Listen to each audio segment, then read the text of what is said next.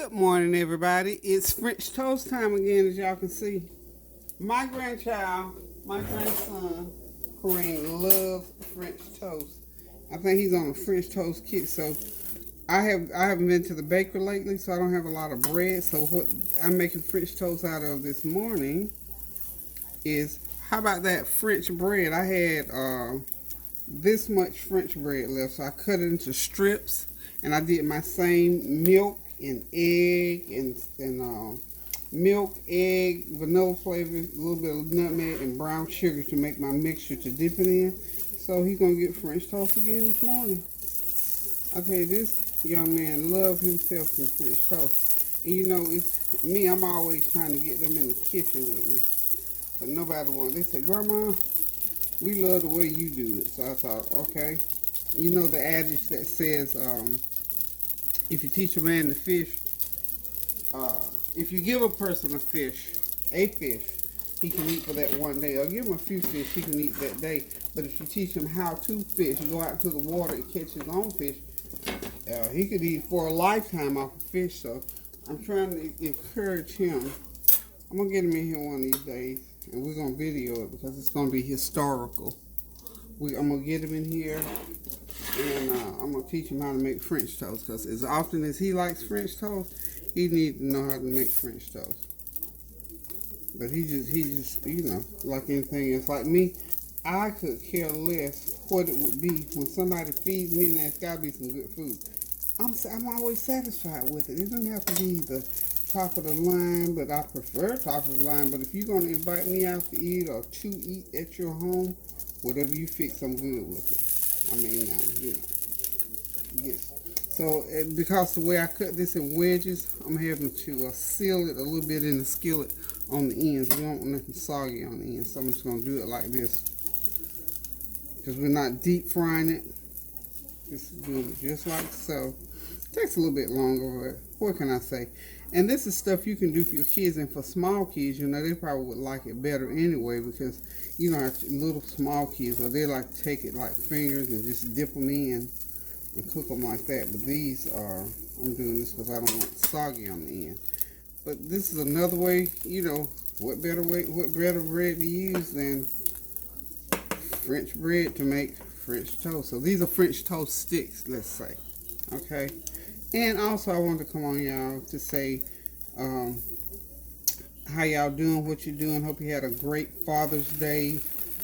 Hopefully all the fathers that are here, still here, you were able to get with your children. And same thing for your children that you were able to get with your fathers. I just want to say something very briefly about Father's Day per se. We're going to take these on out the pan. I got 3 more to put in here. For anybody who is going through a struggle with fatherhood in general, per se, however you want to say it, or anybody that's going through a struggle with fatherhood on any. Ooh, we need to wipe this pan out because this is sweet. You know, the burn kind of scorched. So what I'm gonna do is I'm gonna hold on just a minute, y'all. Y'all hear this in a minute.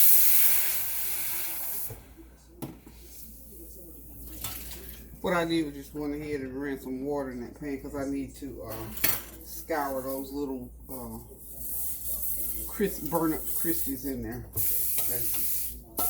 But as I was saying about the fatherhood piece, if you are struggling with not being able to connect with your son, or you as a son not being able to connect with your father, let me just say this to you. And I'll just go on record saying this because it's happened far from me and it's happened close to me. It is just really a bad thing when a father and a child cannot be a son or a daughter, it doesn't matter. When a child cannot connect with a parent, period. But since it was Father's Day, we're talking about Father's Day. So I think it's just a sad thing when, if you have a father, and my terminology is that I'm spraying a little bit of olive oil in that pan. I meant to put butter spray, but that olive oil will work fine. So you'll see start to finish how I'm going to do how I'm doing this. If you've never tuned in when I've done French toast, and I've done it many times, because my grandson loves French toast. Okay, in here I've got 1 egg, a fourth of a cup of milk, a couple tablespoons of brown sugar, uh, maybe a 16th of a spoon of nutmeg, and a teaspoon of vanilla flavor. Okay, so all you do, once you get everything all mixed up together, you just take that bread and you dip it down in there. You got this pan on medium low. Okay, just remember now this is sweet, so it'll burn right quick. So I just dab it on both sides, get it in there, and just push it on that side. Go ahead and dab that one, get both of them in there. And usually, 1 egg is enough, unless you're just going to do a whole loaf of bread. Now, you have to do more. The more bread you do, the more eggs and milk. But for that one piece of bread that I had, which is making six here, all it took was 1 egg and 1/4 cup of milk. Okay. Now back to what I was talking about the fatherhood piece. I know for a fact that there are some people in this world, because I talked to one of them over the weekend. There are situations where fathers and their children are not able to sit down and celebrate one another. Some are not even able to speak to one another, let alone celebrate. Some are not even able to make a phone call to each other for whatever various reasons. Somebody did something along the way, and somebody has not found the courage to take the high road to fix that situation. And if you found yourself in that situation during Father's Day, and see, when these things come into play, just like on holidays, if you got out with somebody, if you got some kind of little disgruntled thing or little issues going on, holidays puts a magnifying glass on those things. Simply because those Father's Day, Mother's Day, whatever the case might be, Christmas, New Year's, Thanksgiving, those are times that we get together and celebrate and enjoy one another. But if we got issues, remember we talk about unresolved issues, and that's why every time I come on, I try to say to you all for almost the last maybe 6-7 months, please try to reconcile those differences that have been lingering on. You see what unreconciled differences, and this is just using it, this is nowhere near the degree, but the social unrest in this country now, that stuff dates back. And then I had to tell my grandchildren yesterday when they asked about it, those things didn't just start yesterday or the day before. These things, the big part where people became really aware, started marching 400 years ago and beyond. So you have to understand that when you got issues within a family unit where we can't come together, we can't talk, we can't speak, we can't call each other, we can't say good morning and all those things, it didn't just start today or yesterday. Those issues date back for years. Because here's how I know, is because if you got a 20-year-old child that have issues with their mom or their dad, and at 21, 22 years old, they still can't talk to them, those issues didn't just start yesterday. A lot of yesterdays have piled on top of those situations. So my whole point of this is to say, when I say to you all, please try to reconcile those differences, because that stuff is hurtful when certain things come up. Again, Father's Day comes up and everybody can sit down with their daddy or go shopping or buy their daddy a gift, but you. Well, I wasn't able to connect with my daddy because he don't like me because. Fill in the blank, whatever your because is. I can't talk to my dad, I can't call him, I can't text him, I can't reason with him because. So fill in your because. So whatever your because is, that's also better known as unreconciled differences. That is exactly what I'm talking about when I say try to reconcile those differences with loved ones who you've had issues with in the past, and they just keep growing and growing every single day. And I had someone tell me just the other day, well, I've tried. I said, well, my thing is keep on trying, because the Word of God says when you've done all you can do to stand, stand. Stand anyway. Go ahead and try it again. If it's worth it for you to have a conversation about it, it's worth it for you to try to go ahead and correct that situation. Because here's the deal: it's unforgiveness. It's just totally unforgiveness. And I know there are a lot of us who know the word. You know what the word says about unforgiveness. If we can't forgive our brothers and sisters, how can the Lord forgive us? You know, He said that right, plain and clear. Forgive. How many times I gotta keep forgiving this person? I keep 7 times 70. It just goes on and on and on. So it's biblically based, and it's something that we oftentimes run away from because we don't want to take our responsibility in that unforgiveness. That's the big piece of that, is that we're not, and I don't say not all the time because we don't want to take responsibility. It's because we oftentimes don't know how. But we have to continue to work on it. It's just the same thing if you are praying about something, and God only knows when He's going to move on the thing. So for us, we have to continue to press on, press forward. We have to give it to the Lord. If it's a big issue, we got to pray about it, give it to the Lord, and sort of leave it alone in terms of stop trying to pick with it. We got to know when to back off from a thing. And if it's important enough to you, then you have to spend the time to figure those things out. And I promise you, because I've had things in my life that I picked at and messed with and caused, it got healed up, and then I kept picking it, got reinfected because I didn't give it to the Lord. I told the Lord that I wanted His help with it, or I wanted Him to handle it, but I kept going back fooling with it. And you say, well, how do you know when you don't fool? Well, you pray about it and you trust God, and He'll give you the answer. Now, but you just have to open your ears up and listen to the answer. But back to Father's Day in particular, if you had that issue over the Father's Day celebration, the holiday, whatever you want to call it, go back. Don't just say, well, it's like Father's Day, it's a day gone now, day 2 gone now, so I'm going to leave it alone. And so when next Father's Day comes around, guess what? We're right back at square one, just like where we are in this country with this unrest. Until the issue gets resolved, until somebody has a real meeting of the mind, it's going to always come back. It's going to always come back. I mean, that's just a fact of life because we're human beings and that's who we are.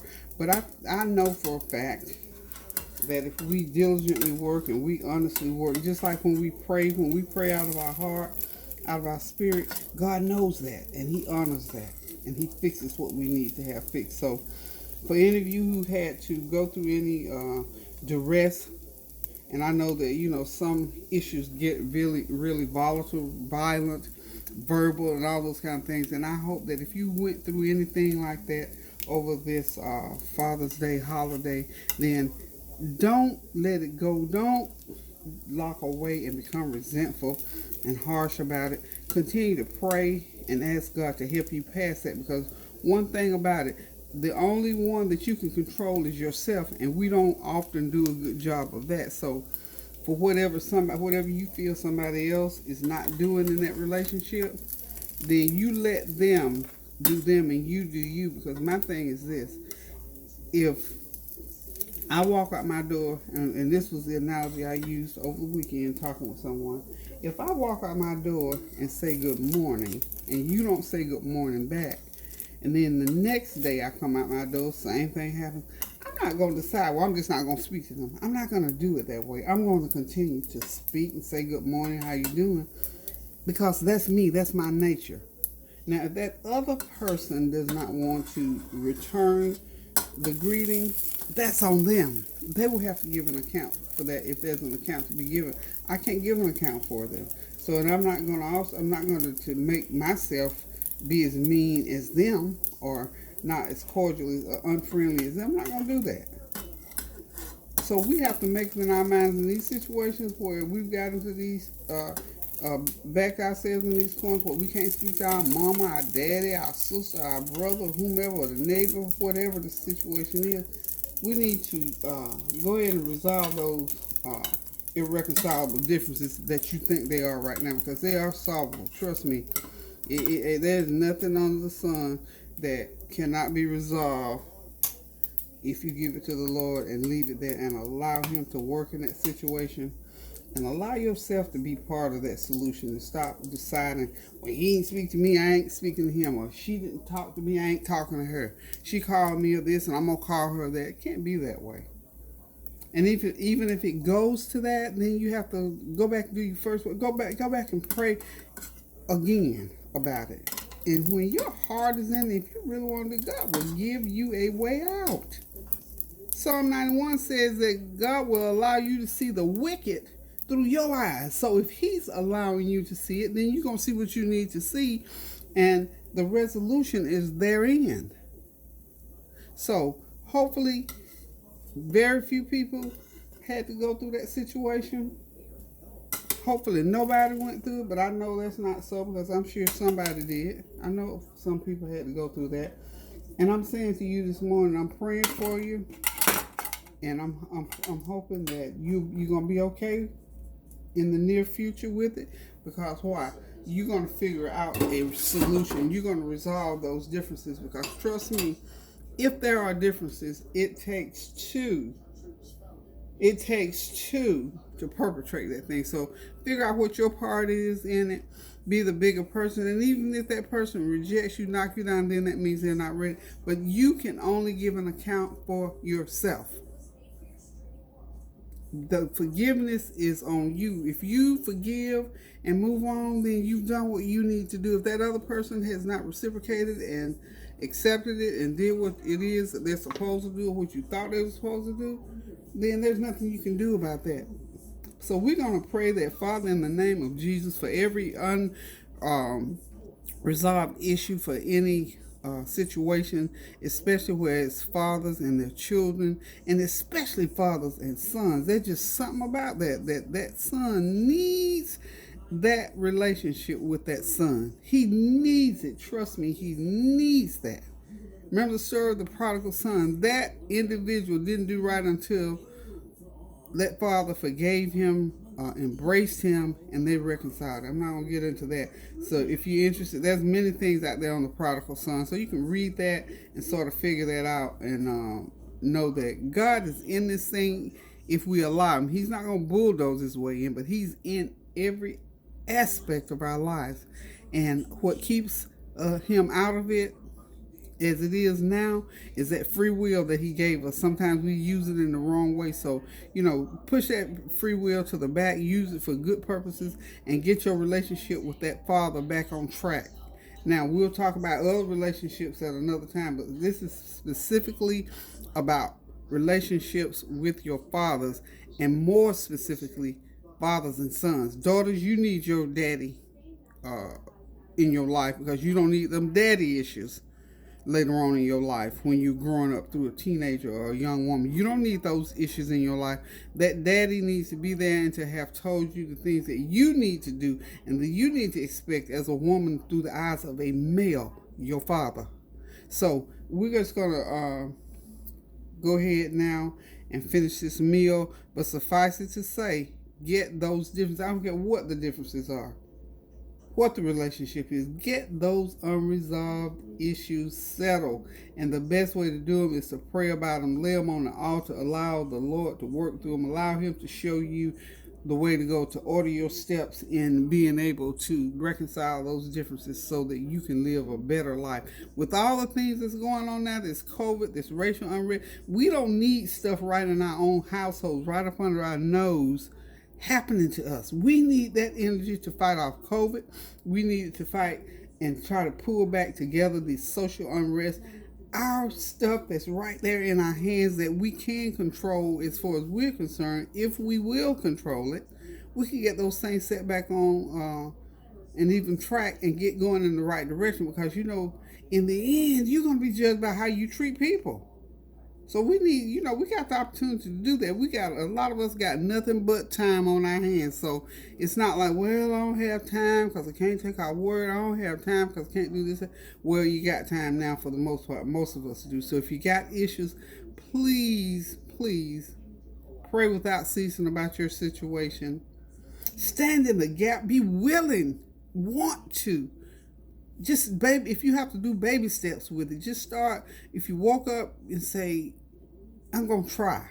You might not even know how you're going to try, but you have to have a willing heart in order to get things going in the right direction. So, write me, send me a note or two. We can talk about it like that. I don't do lives, haven't done lives. I like to do if we have to do it, because y'all know I love to write. So we can do a back and forth one-on-one if somebody's got something in particular. But the main thing is to pray about that situation and let the Lord direct your path. Let the Lord direct your path so that you can choose the things that you can live with in life to get along in a situation with another human being, and especially your parents. Honor your mother and your father that your days would be longer. I know some of y'all probably think, well, my dad did this, that. But I'm telling you, no matter what, you don't have to be all over them and living in the same house and all this kind of stuff. But in your heart, you got to do what's right. Do right as often as possible. You have got to make up in your mind so that it'll trickle down to your heart to do what's right according to how your situation is. Maybe you can't go visit your daddy or you visit your mama, whatever. But you can get it right. You can desire. Because, honey, God has blessed me off of my desires many times. Off of my thoughts, He has given me grace and mercy. God knows what we go through on this earth. So there's no such thing as this can't be done. If you put the time in, if you trust God to do it, He will do it. Trust me. What He's done for me, He will do for you. He is no respecter of persons. He will do it for you, but you got to come to Him. You got to ask. You have to give it to Him. You got to be willing. You got to have a willing spirit. You got to get some mess cleaned out of you about how you think about things. Now, I'm just doing this to mama talk this morning, honey. I just had to do one over the weekend with someone, and I'm here to tell you, it works. It helps. You got to start somewhere, and somebody's got to tell you. And it can't be, what somebody going to think about. No, we ain't worried about that. We're interested in getting our life together to the point so we can do what God asked us to do when He left this earth. Love one another with the love of the Lord. That kind of love, that agape love. We have got to get there. At least the yours, we got to get there. We got to get there. Some of us don't want to allow ourselves to love at any level, but we have got to get there. We got to start out. We got to give God the notion that we got to think about these things. We got to allow it in our hearts, because see, God knows your heart. Go through the Bible and look at those stories, and you think, well, good Lord, this man. How did David get this? How did Abraham? Because God knew their heart. You got to allow it to be in your thought process so it will go into your heart, so God can look upon your heart. Because if He looks at the flesh, He sees dirty, raggedy, nasty, ugly rags. So have something good in your heart. Have something right in your heart and in your thought process. And so that when God looks upon us, He sees those things, and He will bless us and guide us and direct us accordingly.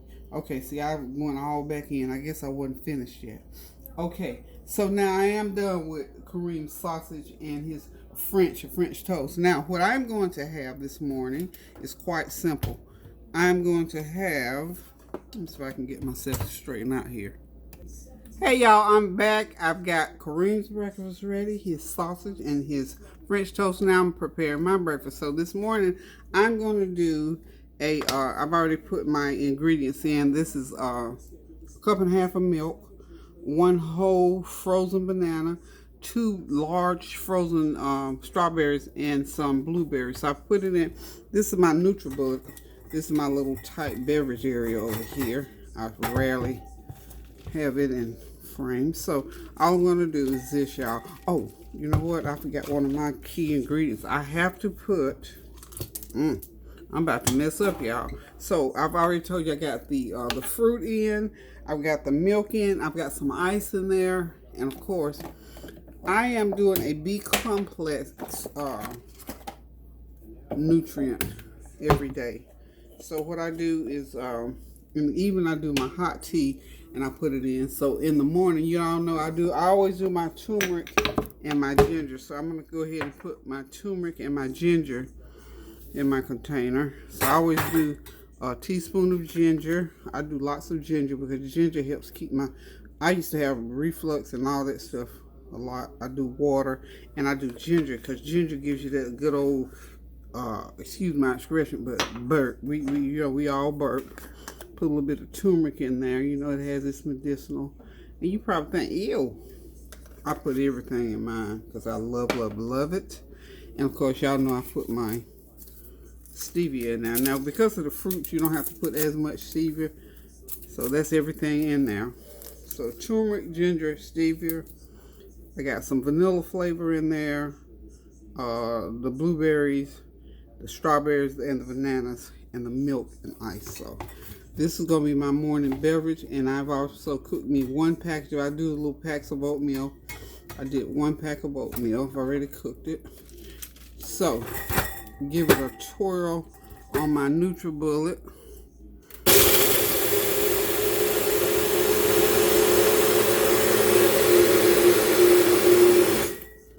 Doesn't take that long.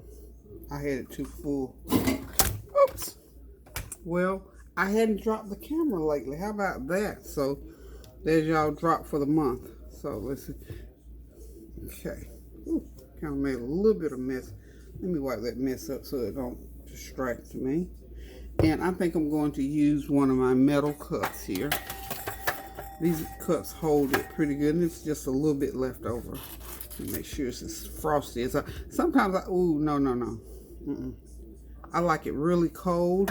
So what I'm going to do is pour some, let me go ahead and do this. It's going to be off camera. I'm going to put a little bit more ice in mine. As you can see, it's nice and cold, but I like it a little bit more icier.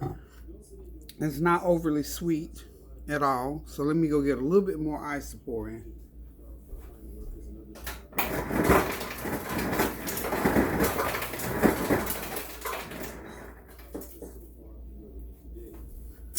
Okay, I put a little bit more ice. I like it sort of slushy is what my word. Use your words, Peggy. Use your words. So I put probably about another. I had to pour some out, of course, to make space. So I have extra.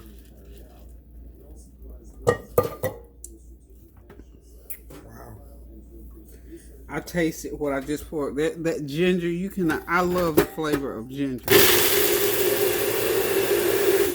Okay, that's good enough. I don't beat it too long because you know if you spin it too long, it gets foamy. Because that NutriBullet really mixes real hard. If you mix it too long, I'm telling you, it'll get foamy on you. I don't like that foamy taste. It almost do like malty, but it doesn't really quite have that malty texture, or taste rather. Okay, here we go. That's the way I like mine, just about like that. Okay. So, that is going to be my drink for this morning. If you'll hold on, I'm going to get over here to my little oatmeal. I just got me a little bit of oatmeal. Okay, there is Kareem's breakfast, and there is mine. My oatmeal. I like my oatmeal kind of thick, like that. Real thick and hot. I might put a little bit more milk in that, but for the most part, that's my 1 package of oatmeal. So I'm getting ready to sit back, relax, and enjoy my breakfast. And that's Kareem's breakfast to the left. Tony the Tiger, we're not eating him right now. But in the evening time, sometime for a snack, I love me a cold bowl of Frosted Flakes, and I like Honey Nut Cheerios mix. So, but we'll do the cereal. I might do cereal for lunch or something later on. But for right now, we get ready to sit back, relax, and enjoy our breakfast. And just remember, keep in mind about the reconciliation and trying to resolve those differences in your personal life. I ain't trying to get in your business or be nosy. Just trying to help people because I know what it feels like to be on the end of a relationship where you have people in your life. You have a mama, you have a daddy, but you don't have access. You have sisters, you have brothers, you have relationships that you built over the years, and something happened, you don't have access to them.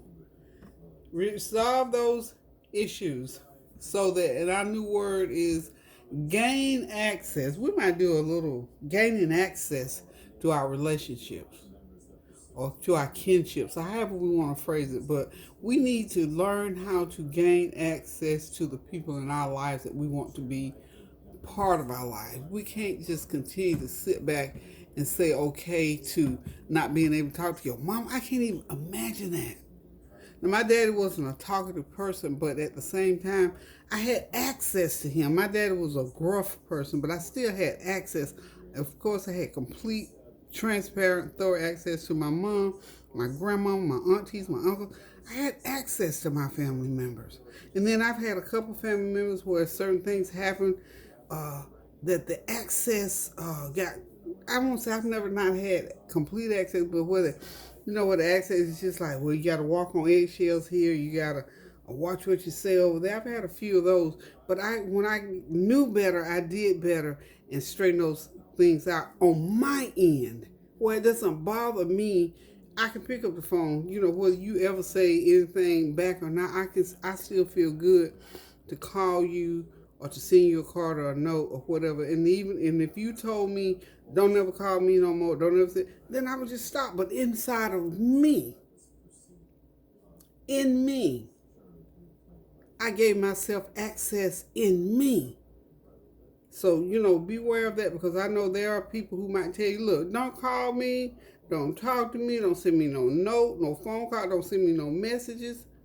There are people in the world like that. So if someone gives you that absolute of just look, fold back, drop back, fold them, do whatever, and leave it alone, except inside of you. Because here's the deal: if that relationship is to be, if you want it enough in your heart and in your mind, God will make a way. That means when it gets to that point, it's no longer your battle, it's the Lord's battle. So if you in and of yourself cannot reconcile those differences or resolve those issues, I know there are some issues out there that you cannot, then you got to learn how to pray about stuff.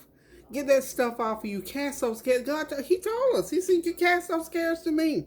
So you don't have to walk around with them all over you day in and day out and taking pills and having to go talk to somebody once a week, once a month, or having to be committed every time you talk. Yeah, give those cares to the Lord. And if that is part of the process, now the pills, the doctors, if that's part of the process, then so be it.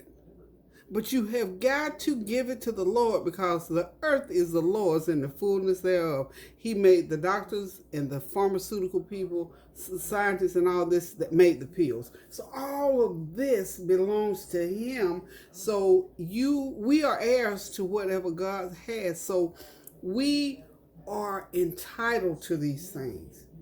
He took us in under His wing and allowed us to, but we have got to allow ourselves to be able to have access to these things. So give yourself access. And again, if you've done all you can do to stand, then stand some more. And God will direct your path as to what you're supposed to do, where you're supposed to do, be where you're supposed to say, and all this kind of stuff. So it might be one of those things that God might send somebody else to or run interference for you. Who knew? But those are the kind of things that we have to be aware of and open ourselves up to. We can't get tight-fisted, because when that hand is closed up tight,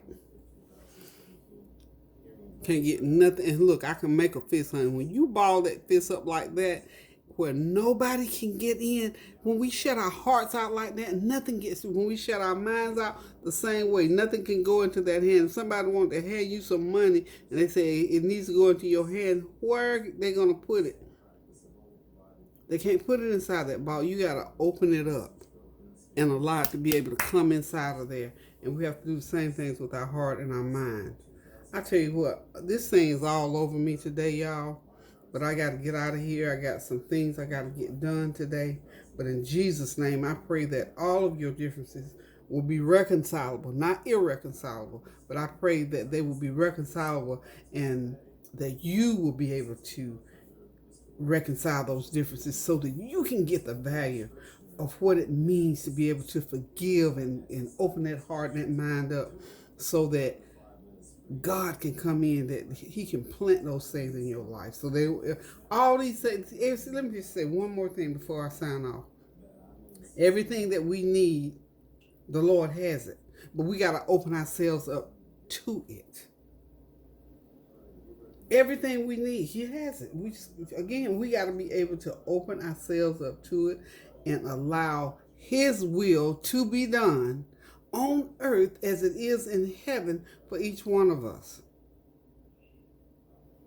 You see, the Lord he got our back. He got, just like when you tell your children, if you are into your children's lives and you know what they need, you got the college tuition, you got the clothes for them to wear, you got the way for them to get to school, you got the lunch money, we got the shoes, the everything for them. But if they don't come in and take those things and use those things like they should. And what I mean by that, when they're little, you control that pretty much. When they grow older, when they start cutting class, or you send them off to college and they do the same thing, cut class, go hang out with their friends, then they just cut off access. They have the resources because we're their mother and their father, so we sit there and all we want them to do is open themselves up to receive. You know what I'm just trying to put it in a situation where you can understand how God, above what we can do for each other, ourselves, and for our children, God can do abundantly, exceedingly more than we could hope for or expect. But we have got to open our hearts and our minds to the things of God in order to receive those things. So, listen, y'all. I pray that y'all have a God blessed day, that you're already having it. Pray that y'all get you some good food going. I pray that y'all reconcile those differences. And most of all, continue to pray without ceasing now. Keep those prayers going up, y'all, so the blessings will continue to come down. I love you all so much. Have a blessed day. Toodaloo.